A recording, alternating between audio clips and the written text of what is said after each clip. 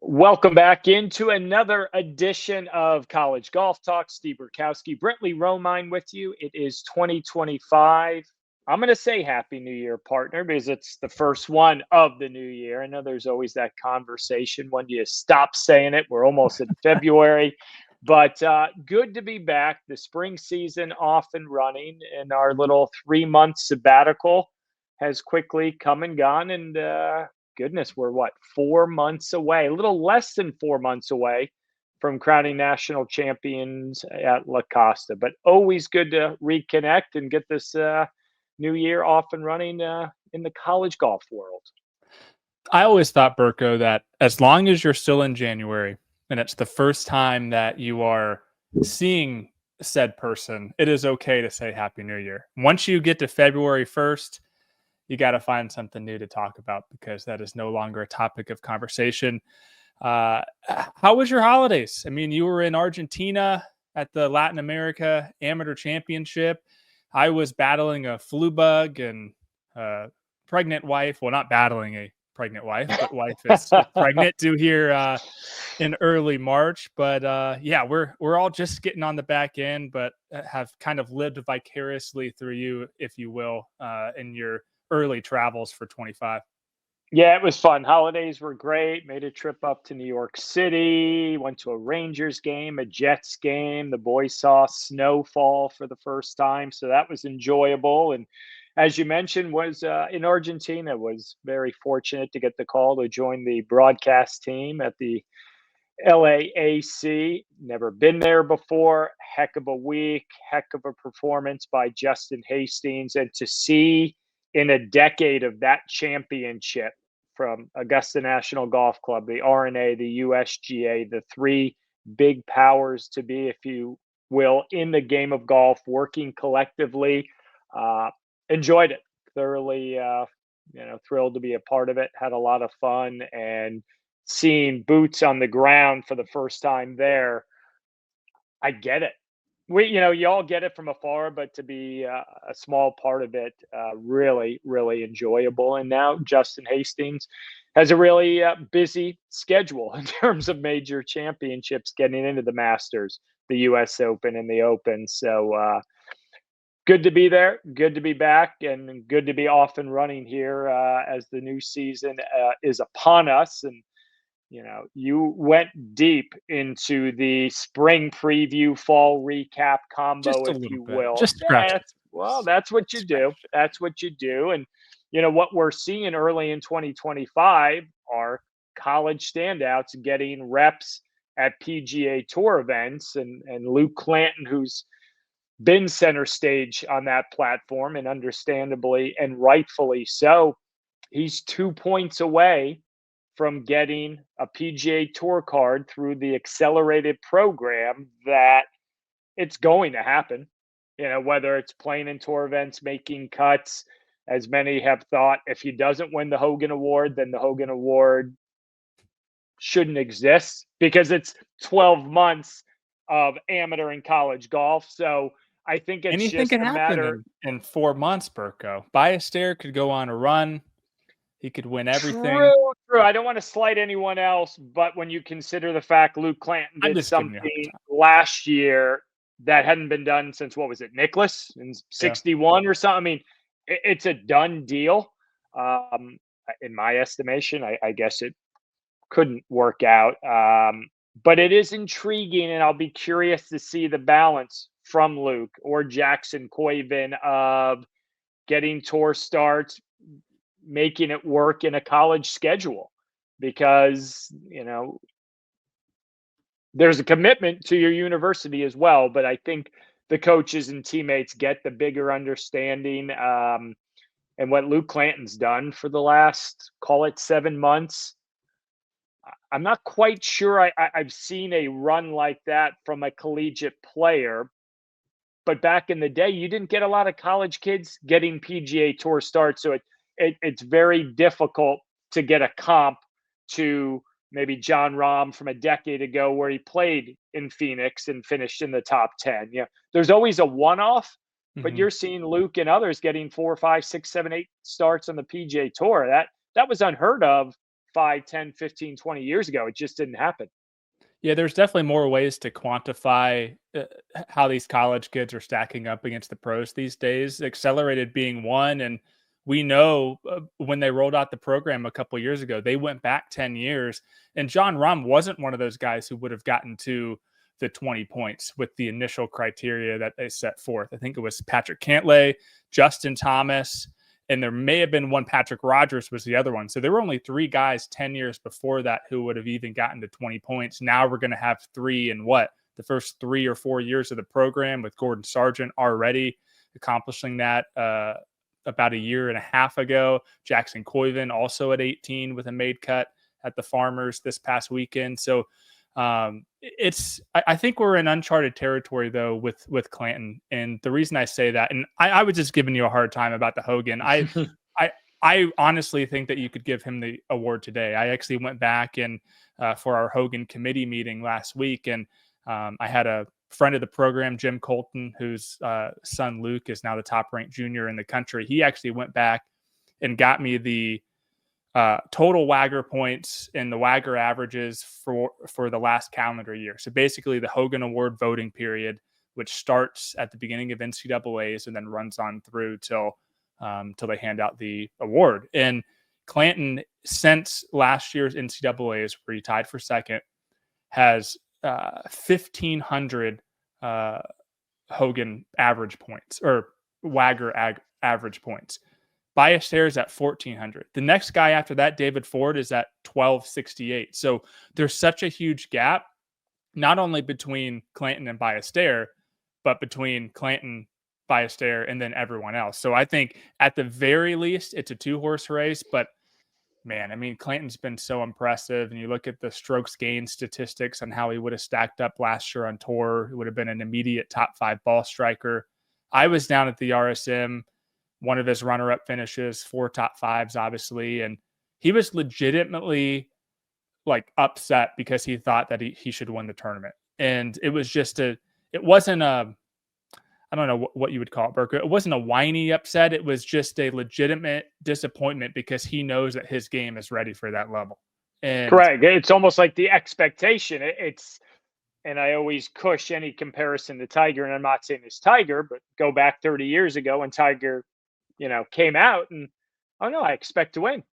I'm here to do this. And I think there's a similarity, a parallel between those two, knowing that what they have is good enough to compete with the best in the world. Yeah, and it'll be interesting to see what starts he gets going forward this spring too. I would assume that he should be into the Cognizant. It's a hometown event, not quite hometown, but he's a South Florida kid. Close enough, that would make a lot of sense. Coyven is obviously into Bay Hill as the Arnold Palmer Cup exemption. But I think at this point, if you're Luke Clanton, and it's tough because I've talked to a lot of people about this, and college golf right now, the season is just starting to ramp up. Credit to him, he's only missed 1 tournament this year, and he's kind of been able to do it where his tour starts have not conflicted really with college golf. That's going to change here in about a week and a half, 2 weeks for their team. So it'll be interesting to see when he takes the foot off the gas pedal and really starts running with his teammates again in pursuit of a national championship. I know that's what he really wants. And I know he was trying to get this 20 points out of the way. But I think at some point, if he doesn't get into Cognizant in a few weeks, I think at some point you have to sit back and say, all right, I know I'm going to win the Hogan Award if I just play like I can play against the college competition. Let me go out with my boys. Let me try to win a national championship. We came so close last year. I think in a few weeks, that's got to be the mindset, because if it's not, then why are you playing college golf? I agree. Couldn't say it any better than that. There's that balance of trying to do it, but why are you actually back in Tallahassee? It'll be fun to watch. There are going to be a ton of storylines and narratives we're going to get into over the coming weeks and months, regarding roster caps, the whole lawsuit money. We're not going to start the new year going down that rabbit hole, because I think there's actually more questions than answers. So I want to lean into what you put out on golfchannel.com, some storylines to sort of take a peek of what we think could happen to, stay in tune with over the coming weeks and months. And since you did such an amazing job on that, I mean, lead us off. Where do we sort of want to go through conference wise, women and men, what we saw, what we think we might see moving forward here on the road to La Costa? Well, I'm gonna switch it up a little bit from our rundown, Burko, because I'm thinking that it probably makes the most sense to start out with the best team in the country on either the men's and women's side. Let's go ACC women. Let's start with the Stanford Cardinal. New ACC. It doesn't make sense, doesn't it? I'm not wrapping my head around it that Stanford is the favorite to win an ACC championship. I know we saw it in football. We're seeing it in basketball. I still see the ticker on channels and you see Pac-12 and it's X and Y. And you're like, well, why are those two teams play? Oh, yeah, I forgot. They're in a different conference. Who is going to be, or I guess in college golf, it doesn't really matter because of the regular season, but I'm wondering if we're going to see any Mick Cronin type situations where, maybe some West Coast schools are a little bit disgruntled. They got to go East, but I guess that doesn't happen a whole lot until you get to conference championships. But I mean, this is one of those things where we knew Stanford was going to be great. They brought in, I think you said it as well, the best recruiting class that I've ever seen in college golf with those 4 studs led by Miha Hortigren. And all 4 of those freshmen are ranked in the top 50 right now. And I think this team, and it's hard to say because Rose Zhang was so incredible, but I think as a team, top to bottom, this might be the best Stanford team that Ann Walker has assembled. And the crazy thing is it's probably only going to get better because I don't think she has a senior on the roster. I agree. Deepest team. At least that plays. Yeah, I mean, Paul, yeah, correct. And, what I always had my eye on was, and I think we talked about it in the fall, of where does Mega Gane potentially fit in? And then the beginning of the fall, we were like, ooh, work to do. The work was done. The results followed. She's sort of that energetic spark plug, maybe that Rachel Heck used to be. And Paula Martin San Pedro each and every year as a sophomore now.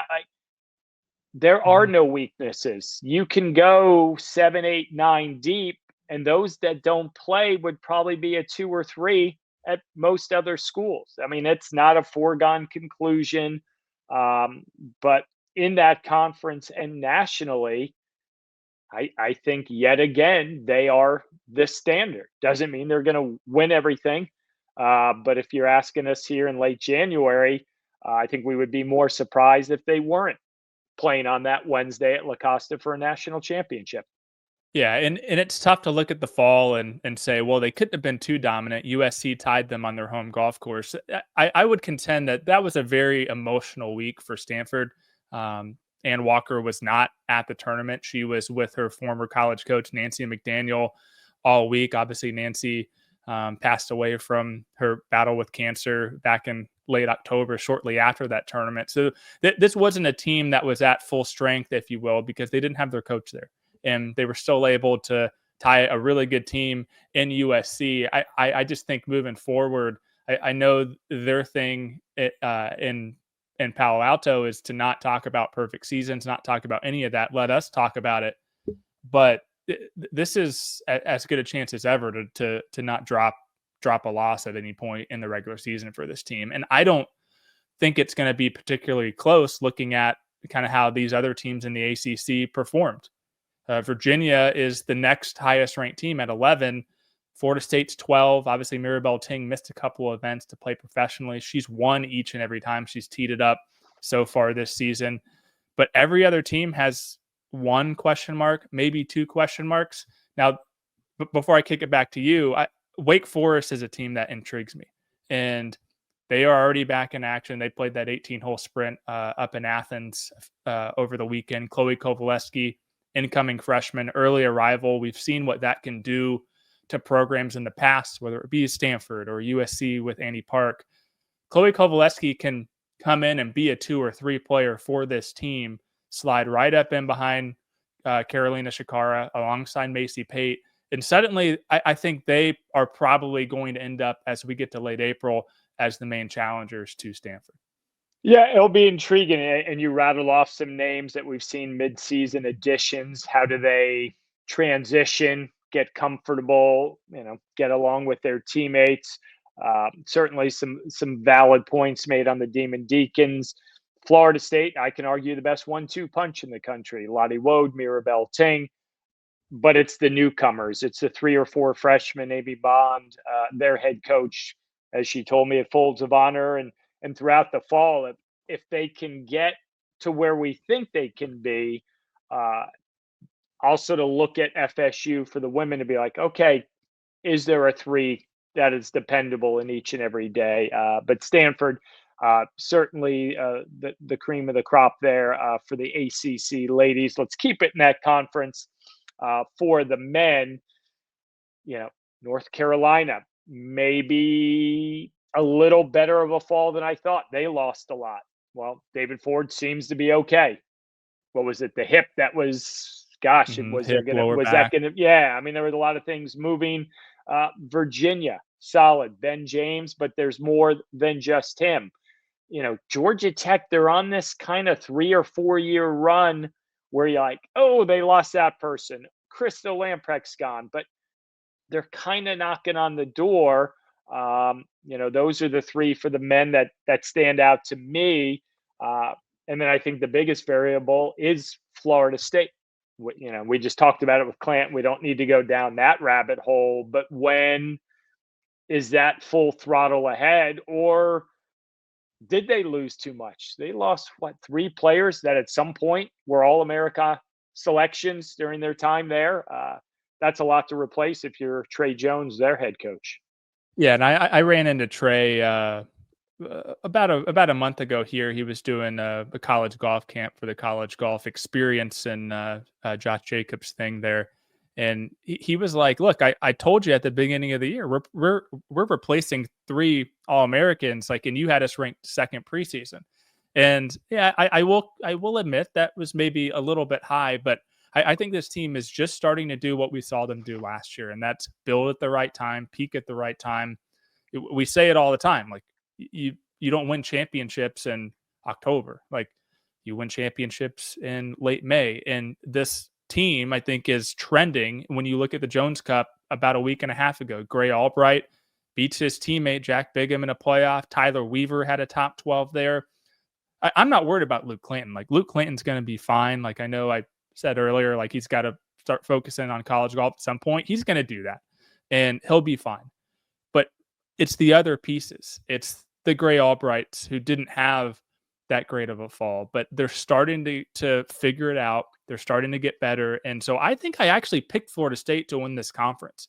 And I think it's wide open because North Carolina, for as surprising as they were and as great as David Ford's been, Maxwell Ford's been almost the complete opposite. He's been concerning. They're young other than that. Keaton Vo's been up and down. Virginia's deep. They've been to it before. They've been to match play 2 straight years at the NCAA championship. They're going to be in the mix, but I just don't think at full strength that any team is better than Florida State. And Duke's a team that certainly intrigues me with Luke Sample and Ethan Evans, Brian Kim. They're a team that's trending. SMU's surprising, but I could list every team here. No team's going to beat Florida State or should beat Florida State over 54 holes and then into match play. I don't see it. Fair enough. Big Ten, let's go there with the men. I take a look at your rankings. Again, can't wrap my mind around UCLA is the highest ranked team in the Big Ten. UCLA, the Bruins there, Illinois 12th, Northwestern. Those seem to be the 3 teams positioned to do something. We know what Illinois is all about. We know the talent that is there. We know what Mike Small brings to the table. They're going to be front and center the whole way through the postseason. How far they get, we'll have to wait and see. The Bruins intrigues me because when I was down in Argentina, obviously Omar Morales, a runner-up in the Latin America Amateur Championship a year ago, highest-ranked player in the field, didn't have his best stuff. And I was walking with his group on that 36-hole Saturday, and he kept hanging around and kept hanging around until he hit a very errant short iron that resulted in him playing himself out of the championship.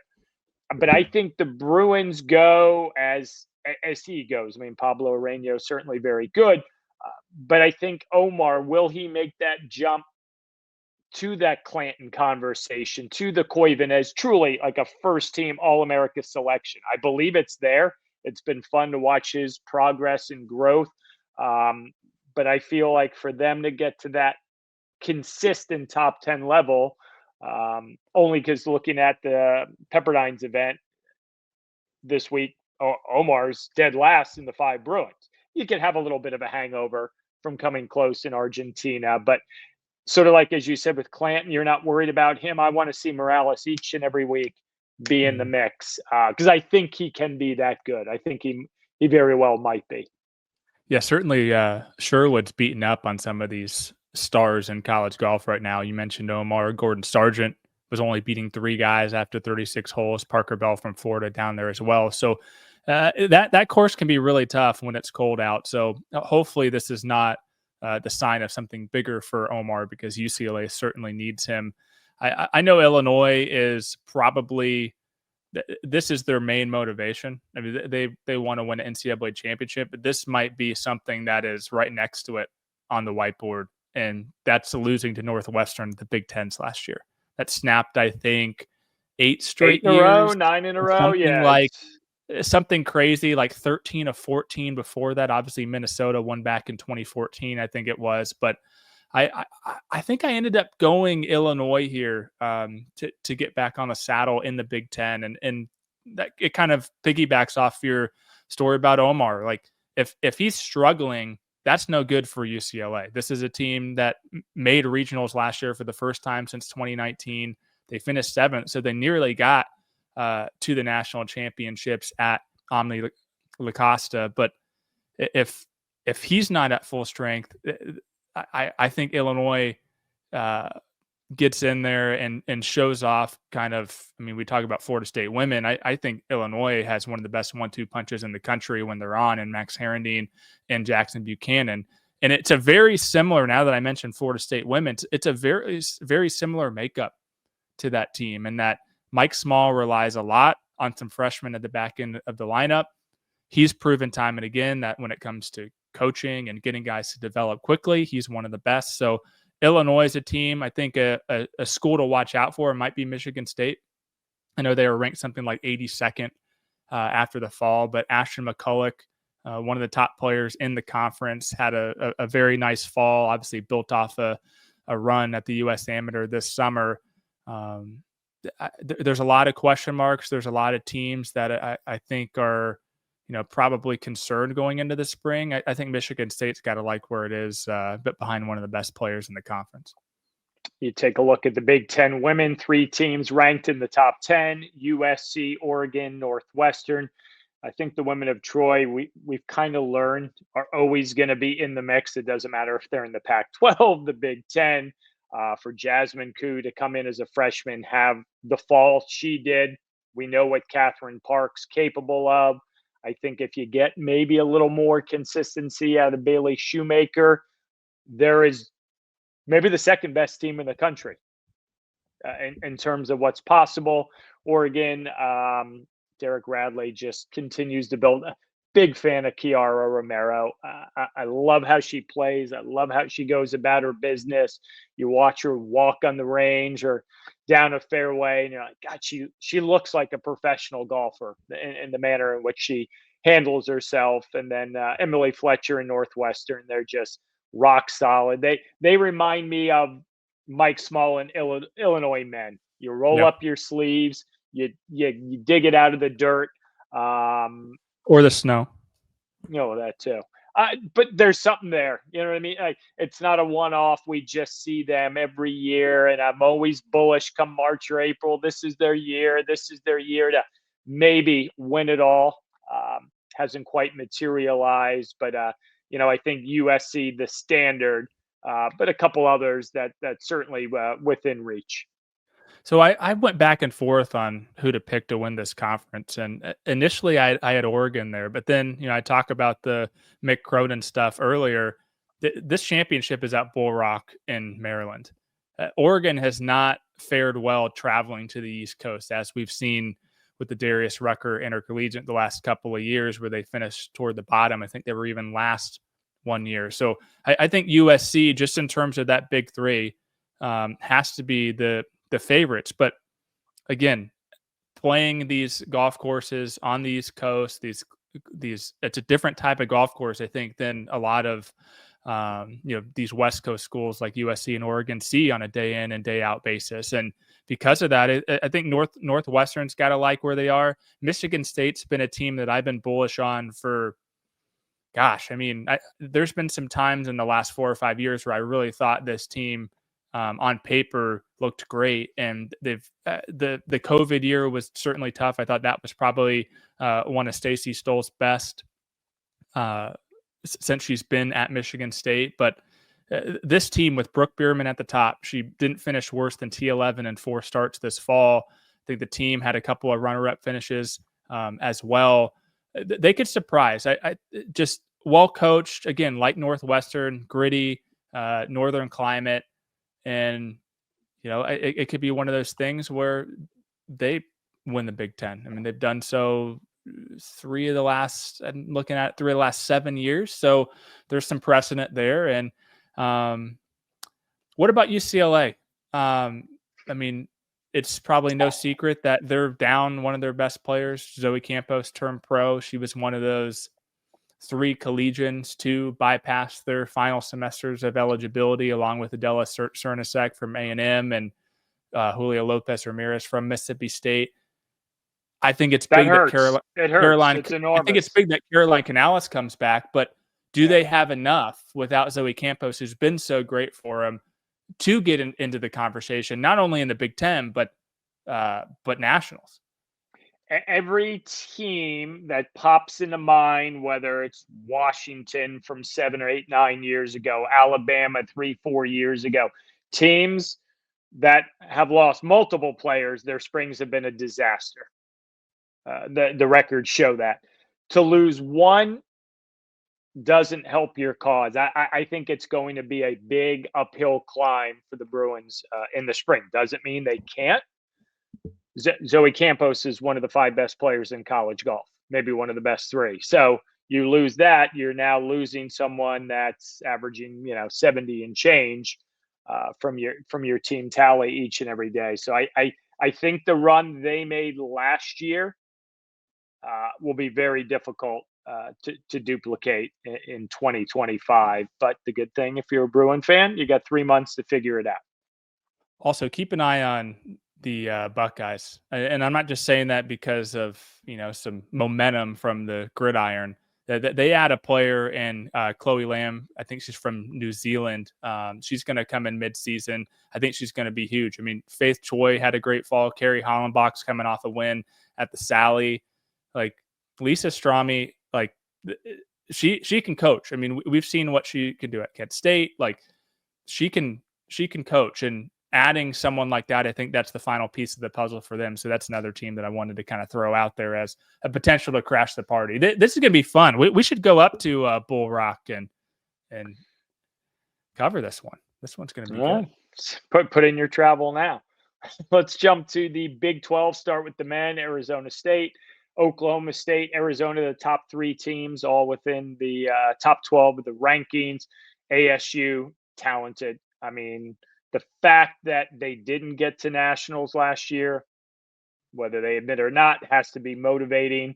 But, Jose Le Ballester, Preston Summerhays, Connor Williams, I mean, they are clearly the favorites. I'm intrigued by Oklahoma State, a couple of new faces. You helped me out. What was it? The Stevens Cup, when they finally won. It was like the longest stretch of tournaments in ages for them. I mean, ever. Oklahoma State, believed to be ever. That's yes. What you always say, right? And Alan Bratton and I, the head coach, had some intrigue behind that.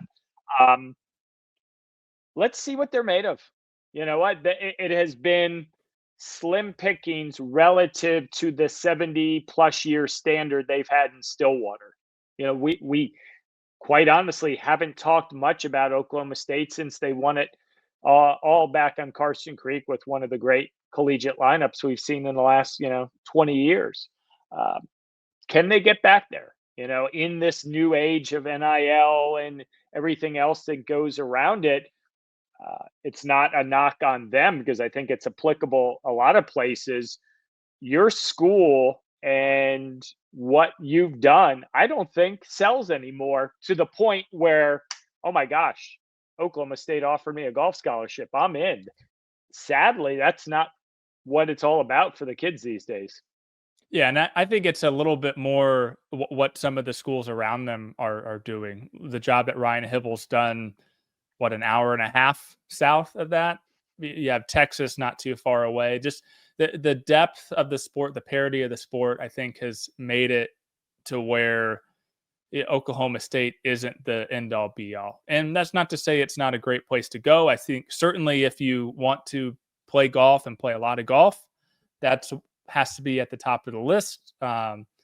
No offense to the academics there, but I don't think they are first team All-American in school. Although I could be wrong. There could be some degree program there that is very prestigious. But anyways, I think though that they are in a good spot at least this year, because when you look at the rankings, especially in this conference, Arizona State clearly the best team as according to Mark Brody, but Arizona's right behind them. Utah's right behind them. I don't think any of those three teams have seen Southern Hills. And Oklahoma State, and particularly Alan Bratton as both a player and coach, has a lot of history there.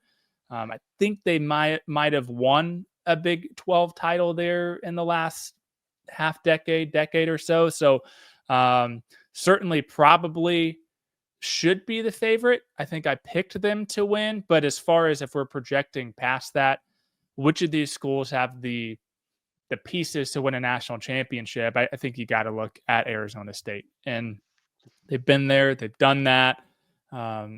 Certainly was extremely disappointing to not make it in the first year after Greyhawk last year, that upset at regionals. And I believe they were at Rancho Santa Fe, but that's a pretty tricky golf course, and sometimes that can trip you up. I know they're going to be extremely motivated.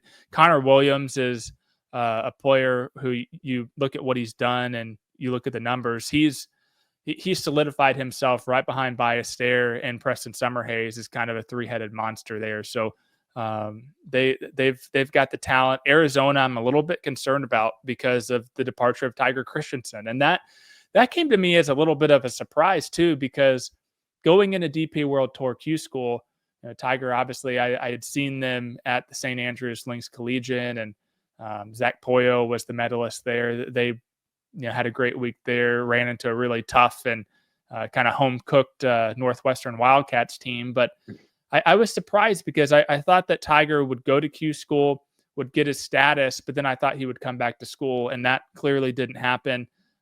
Filip Jakubczyk has not played well in the last 4 or 5 months. And so this is a team that I think might be trending downward. And then Texas Tech, 21st in the rankings. That's unfamiliar territory from where Greg Stans has had this program ever since he's been there. He's going to be there for a long time, just signed a extension as well. And they have some huge concerns. Callum Scott, who was so great this summer, the low-am at the Open, he's not played well. He's ranked like 300th in college golf. Cannot keep it on the planet with a driver, with a 3-wood, with a 2-iron. So that's concerning. And then they're down Matthew Comegys for at least the rest of this season. I actually saw a photo of his wrist surgery. Did not look good. So we're hoping that he recovers from that. And hopefully he can be hitting balls again by next fall and playing some college golf again. So not good, not good for Texas Tech, but who knows? For the women, Big 12. See, I'm so used to the Pac-12, Arizona State, the two clear top 10 teams. I think it all goes around them. I guess maybe the biggest question mark is there enough depth? Can they either one or both of those programs sort of get back to that elite level where maybe right now they're just on the outside looking in at 2, 3, 4 other schools. Yeah, and it's I think I've said this multiple times now, especially in the fall. There's such fine margins when you have 5 players on your roster. Was it Wake Forest back in 2017, 2018 that had to go to the club golf team and pick someone out to play? Yeah. Like that's never good. Now I think ASU probably has a pretty good club golf team that might not be a death sentence if you're Missy Farkay if you do lose a player. Hopefully that's not going to happen. But assuming that it doesn't, this is an intriguing team because Grace Summerhays hasn't played well.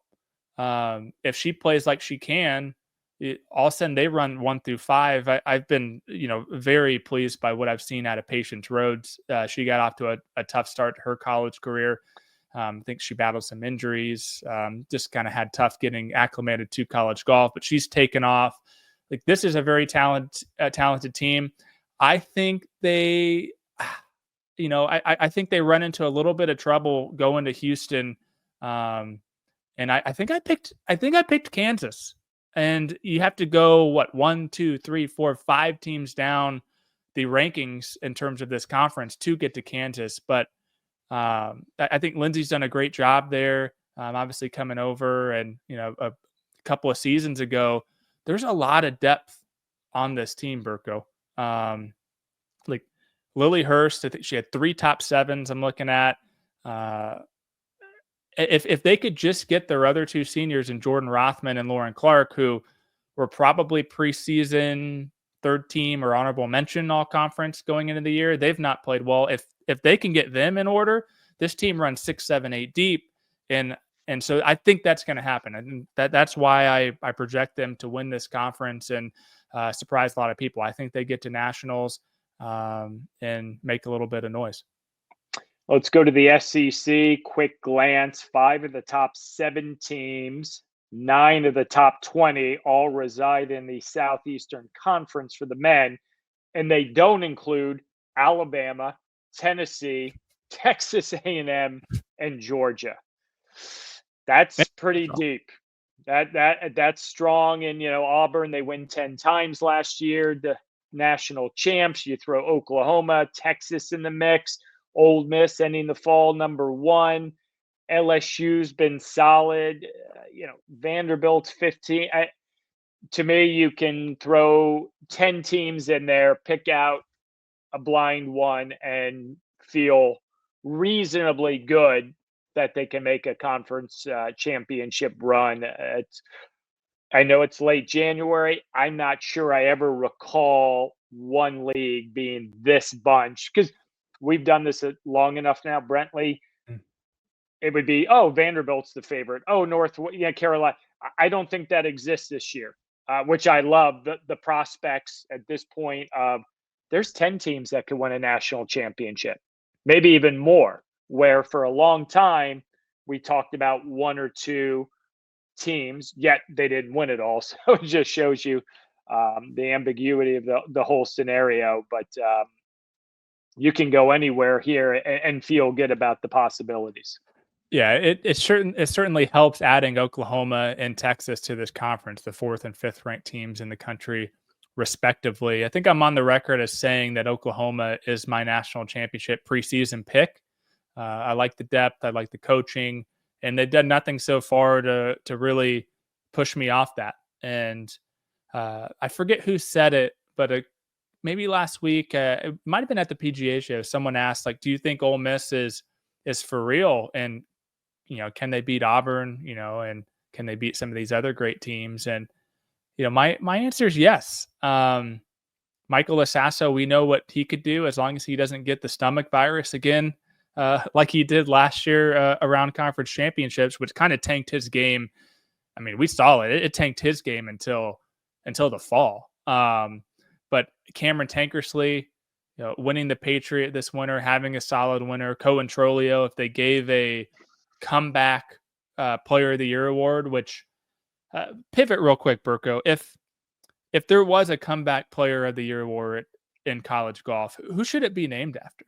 I know I'm putting you on the spot, but I thought about this. Like the sport needs a comeback player of the year award. There'd be great candidates this year with Cohen Trolio, Clay Merchant at Indiana, even a Scott Roden at TCU. Like who would should be the great namesake of a comeback? we could obviously come we could definitely come back to this. I'll give you a little bit to think on it. Yeah, because you think about the GCAA and the women's as well. I think there's the Kim Moore Spirit Award, which sort of personifies overcoming something, but that might be more of a bigger picture scenario. That might take a week. That might take till next week's pod. That's your homework assignment. Hey, you remember this individual who was destined for something, fell off the map, and then came out the other side. So yeah, I'll think long and hard on that one. But a lot of good ones there in the SEC for the men. For the women, Arkansas, South Carolina, Texas, all in the top 5. Mississippi State gonna look a lot different after their fall campaign. If I'm Arkansas, they're good. Can they keep it going? South Carolina, we've had this narrative for the better part of the last decade. Can they actually get to the finish line or have a chance? And then Texas, you've got a new head coach, Laura Ianello. We saw peaks and valleys in the fall. But I think the peaks have the potential to be a lot more commonplace in the coming months. No, I certainly agree with that. Arkansas is a team that I think I've struggled with because we know with this new ranking system, you get a boost on playing at home, particularly a golf course that very well and is very difficult to people who don't. And so there is a bit of a blessings rankings boost. Now that said, I think Maria Jose Marin, I think she won the South American Amateur by 12 shots in the last month and a half or the last few weeks. So having that kind of talent at the top of your lineup, you can beat anyone. So Arkansas, I'm not ruling them out, but South Carolina to me is the cream of the crop in this conference. And I think you could put them right next to the other USC on the West Coast, in terms of the biggest challengers to Stanford. And the reason I say that, yes, we know that Hannah Darling has had a resurgence, probably comeback player of the year award on the women's side. Louise Ridquist, she keeps doing what she's doing. But they had Ella Galitsky, the freshman from Thailand mid-season. You've seen her play. I've seen her play. She's long. She's got great touch. She is a superstar. She could come right in and do what Amari Avery did in a semester, what an Annie Park did, what a Rachel Heck did. I'm very intrigued to see what she does in college golf. Now, it's tough adjusting, I guess, when you're an international player. There could be some bumps. We saw even some bumps from Anna Davis last year with Auburn.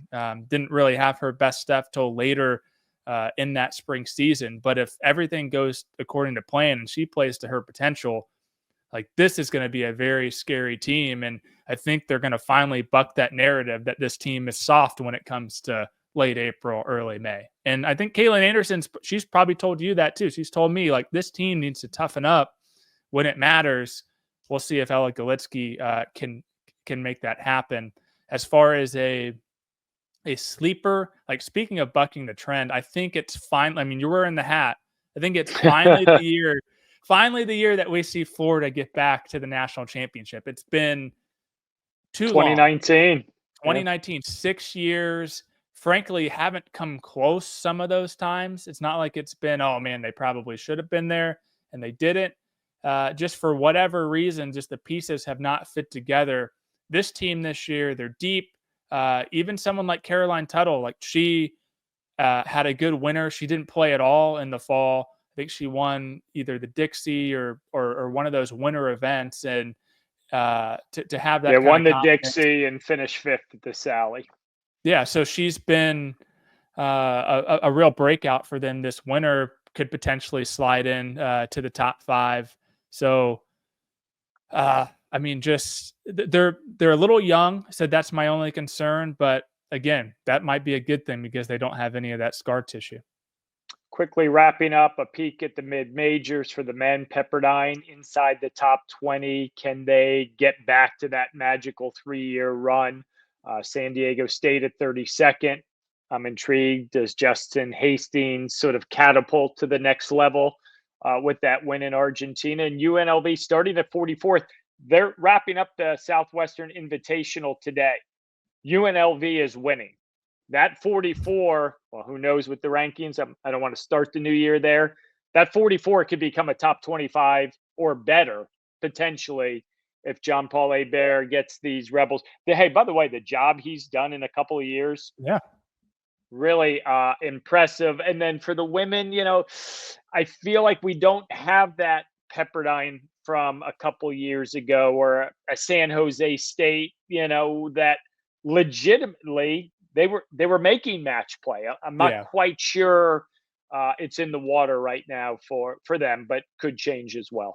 So I actually texted John Paul Hebert last night and I said, what's gotten into you guys? And he says, shoot, I don't know. So I think that's actually a good answer to have as a coach, because if your guys are surprising you like this already, like that's a good sign. Caden Fiorini is a stud. If we're adding UNLV now to the conversation, to the national conversation, this is going to be a really fun spring. So I'm super excited to get the podcast back and running. It dusted the cobwebs off. Had some technical difficulties earlier this morning, but we got those out of the way. Now it's full speed ahead. Let's go. Travel plans for you college-wise this spring? I assume the Darius. I'm going to be at Moondog here middle of February, and then I'll be on baby watch. But of course you will. I've got 3 college basketball games coming up in the next couple of weeks, which I was fortunate to get some opportunities there. So I'll be doing that. Then the Darius, Pasatiempo, La Costa, and then, of course, each and every week we'll have a bit of banter right here on College Golf Talk, right? Burko, it's what the fans want. We should also try to get up to the Gator, February 15th, Saturday, Gator Invitational in Gainesville. Gators play South Carolina in hoops at 8:30 that evening after a 36-hole day. That could be, I don't know what your schedule is like, but that could be an interesting sporting day. I think I've got a game that's Sunday, an Atlantic 10 hoops game. I'll have to look at the schedule. Again, I've got 3 coming up in about a 10 or 11 day window. So, but I'm not ruling it out. I'm not taking it completely off the table. Yeah, pencil it in. But more importantly, always good to be back here on College Golf Talk. A new year upon us. We appreciate, as always, for you tuning in and listening, and we will do it again next week. Thanks so much.